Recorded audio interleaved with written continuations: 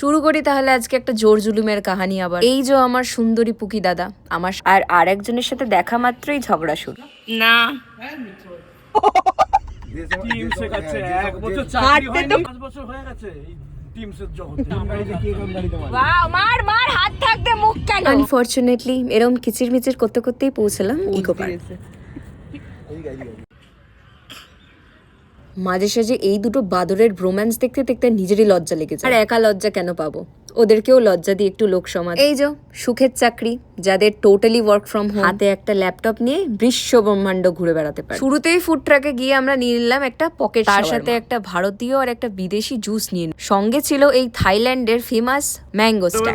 মারা খাইয়েছে দুধ ভাত আর নিজের কোনো রকম ভাবে একটু সম্মানটা বাঁচিয়ে দোকান থেকে মাচা টিটা খেয়ে বেরিয়ে রাতের বিরিয়ানিটাও গাড়িতে তুললাম। প্রতিবারই ভাবি যে এদের সাথে আর বেরোবো না, এই যে নির্লজ্জের মতো আবার বেরোই।